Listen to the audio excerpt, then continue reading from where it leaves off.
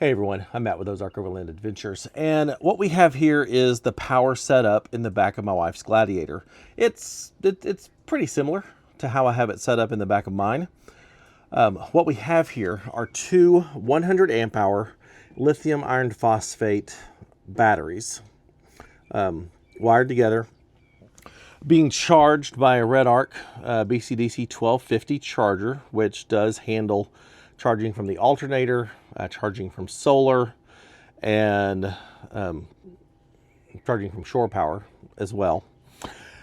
And then all that is run through the Red Arc TVMS Rogue, which is what I plug all of my my wiring and my switches and stuff to. And then just to your right is the Red Arc Red Vision, which is the switch panel to control everything. And then over here to the side, I've got a 1500 watt pure sine inverter, just in case we need to plug stuff in. And last month I made a video on the new Bluetti Apex 300. It's a new power station that they've come out with. It's actually kind of modular. And in that video I said it would be great for a trailer build, be great for like an RV and a van, but not the best choice for, you know, the back of a truck overland build. And honestly, after I made that video, I got to looking at, you know, how much space the batteries take up back here and did some measurements. And I think I was wrong. And while this is a great setup, it was a booger to install. I mean, you have to run wires for everything. I mean, if you like the whole DIY thing, then this is the way to go. But if you don't do the DIY thing and wiring is just not your thing, and you don't want to spend, you know, 2-3 days in the back of the truck splicing wires, crimping wires, doing all that sort of stuff, then the new Apex 300 might be the solution. So, what if we replaced the two batteries, the Red Arc Red Vision, the TVMS Rogue, the inverter, the switch panel, all that stuff that I had to spend a long time wiring into the Jeep? But what if we replaced all that with these three things? The Apex 300, which has more battery capacity. This is 2,700 watt hours. That's 2,400 watt hours.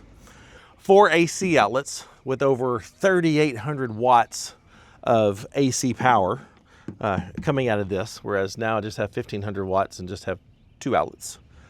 Add on the DC power hub, and now I've got two 12-volt outlets for plugging my fridge into, plugging an electric blanket into, plugging a diesel heater into.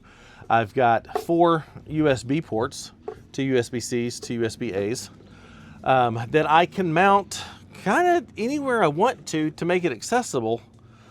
And then with this, you have the Anderson plug here, and this is where, if I want to, I can get creative. So I can wire this out to just a 12-volt distribution box, and then go run more USB ports, go run more 12-volt ports, run additional Anderson ports to change up how you plug in a diesel heater. But lots of modularity in having this Anderson port right here in the top of the DC power hub. And then as far as charging goes, this handles solar charging. This handles charging from AC if you need to plug it into shore power while you're out and about.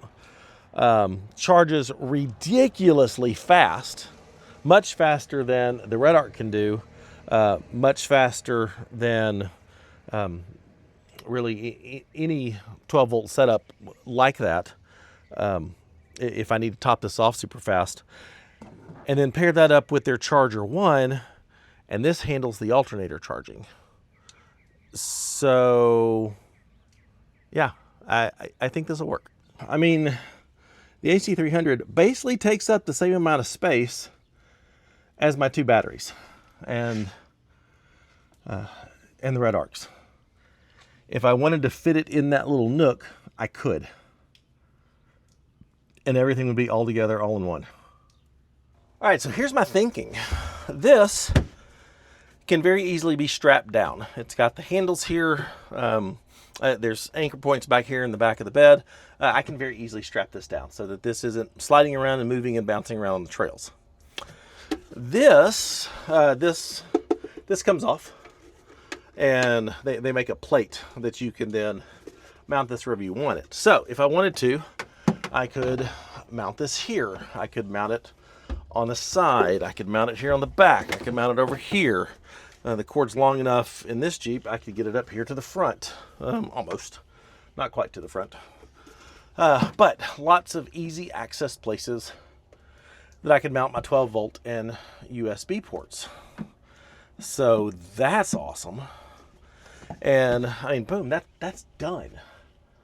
And then my Charger 1, I could mount it here like I've got the Red Vision.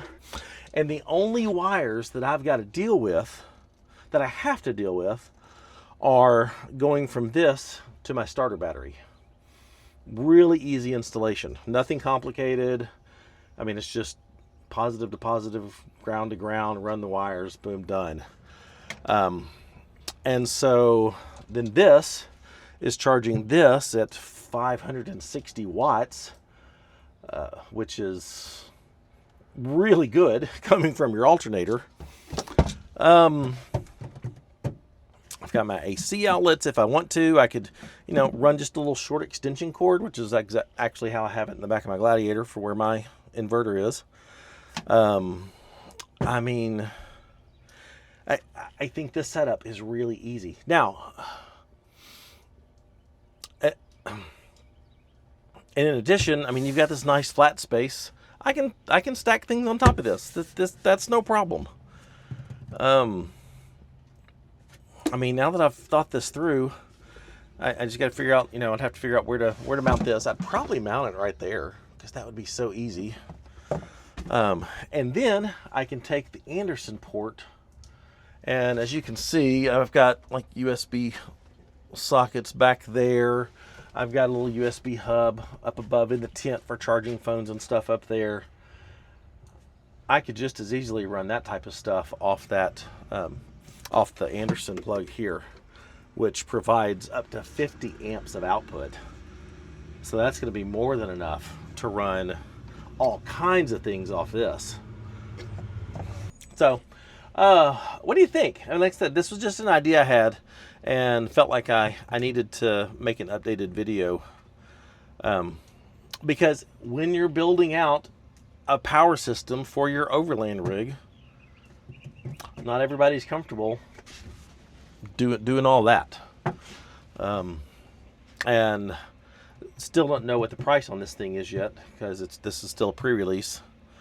But I think this will come in cheaper than all of that put together. And I don't have to worry about coming over here and hitting switches and stuff because of the Bluetti app. I can still control everything from my phone.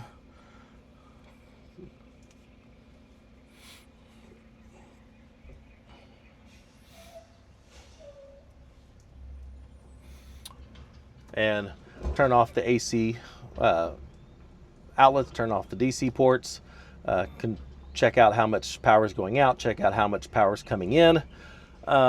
Just makes it super simple to control everything from the Bluetti app. And if I want to run solar, I can run solar. It's just that easy. If I need to, if we're camped in a campground that's got shore power and I want to top this off super fast, I can easily plug it into just a 12 volt socket. If I want to, I can plug it into a 50 amp socket, which is crazy. So yeah, so I've been rethinking this and think I think this makes a lot of sense for a lot of different use cases. For people who don't want to get into all the DIY wiring and stuff of dual battery, auxiliary battery type setup. Just grab one of these, strap it in, wire up the Charger 1, connect this, find a place to mount it, and then boom.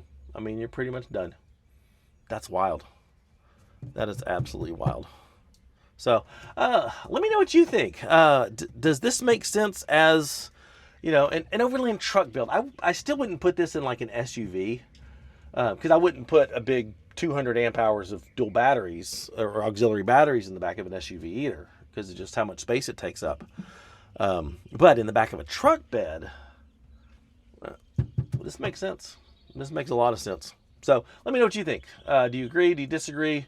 Are you the type of person that you can handle this, but not all of the DIY wiring of that? Yeah, let me know. So if you would, go to the comments, give me your feedback. Like the video, subscribe if you're not, give me that YouTube love. Check out the Patreon link in the description or right here on the QR code. That'll take you there. If you want to consider supporting the channel, gain access to special events, special content, all of our GPS data from our trips, and for all of our merchandise, shirts, hats, stickers, patches, all that stuff, go to shopoverlandapparel.com. I'll see you next time. Thanks for watching. Bye.